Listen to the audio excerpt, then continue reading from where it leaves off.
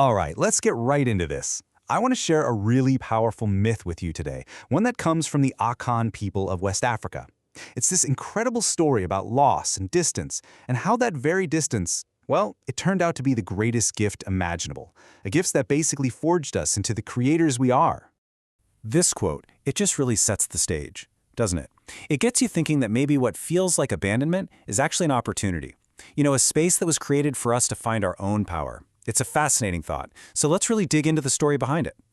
So to really get why this distance matters so much, we have to go back to the beginning, back to a time of intimacy.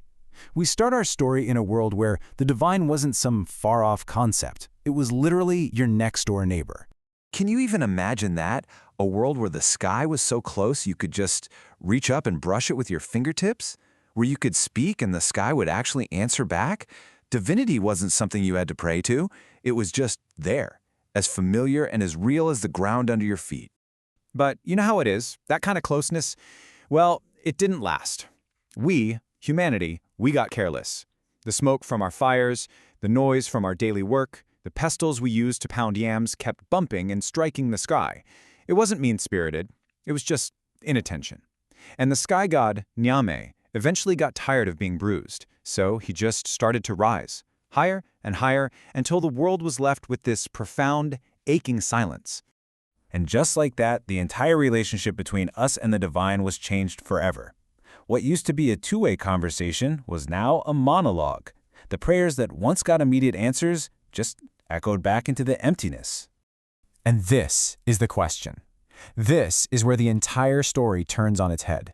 Was this whole thing just a punishment for our carelessness? Was Nyame just angry with us? Or was it something else entirely? And the answer just reframes the entire story. Because Nyame's withdrawal, it wasn't abandonment at all. It was actually a deep, profound act of generosity. It was an invitation for us to finally grow up. This line really gets to the heart of it. I mean, think about it. If everything you could ever possibly need is right there, within arm's reach, do you ever develop the muscles to strive for it? Do you ever learn the strength it takes to create it for yourself? No way! So that ache, that longing we suddenly felt, that became our greatest teacher. The hunger for the divine became the engine that drove innovation, art, and basically civilization itself. We were forced to build our own bridges back to the sky. So, what was the very first tool we came up with to span that new, vast distance? Well, it was the power of story. And this is where one of the greatest characters in all of folklore comes into the picture. Anansi, the spider. You can see right away, he's the total opposite of Nyame. Anansi is small, he's clever, he's persistent. He basically represents us, our scrappy, creative courage. And he decides he's going to do the impossible, climb a thread all the way to the sky, and bargain with the sky god for all the stories in the world. And this is the moment it all clicks, when Anansi, through pure wit and determination, actually succeeds and wins the stories. Nyame isn't mad. He smiles, because he was finally understood. He saw that humanity, through its own imagination and grit, had found a way to reconnect with the divine. We had finally learned how to reach. Okay, so that's the ancient myth. But what does this idea of reaching look like today in our world? Well, it offers some really powerful strategies for self-determination, especially for communities that are navigating all sorts of systemic challenges. So first up, we have this tool called strategic patience. Now let's be clear, this is not about just sitting around and waiting for things to happen. No, this is a calculated, powerful kind of discipline. It's about really understanding the landscape and then choosing the perfect moment to act to get the biggest bang for your buck, instead of just reacting to every little thing. And we see this play out in history time and time again. The civil rights movement wasn't just one protest. It was a decades-long campaign of strategically patient actions, building power and momentum over time. You see it in financial planning that thinks in terms of generations, not just quarterly reports. It's all about playing the long game.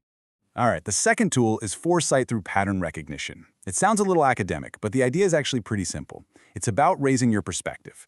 It's the ability to look at one single thing happening and see the bigger historical pattern that it's a part of. And when you can do that, you can start to anticipate what's coming next. This is what shifts a community from being reactive to being proactive. For instance, if you understand the historical cycles of injustice, activists can actually get ahead of new forms of disenfranchisement and prepare their defenses before they happen. It's the difference between reacting to your opponent's last move and seeing the entire chessboard. Which brings us to the ultimate tool of sovereignty, the one thing that no external force can ever truly take away from you: your imagination.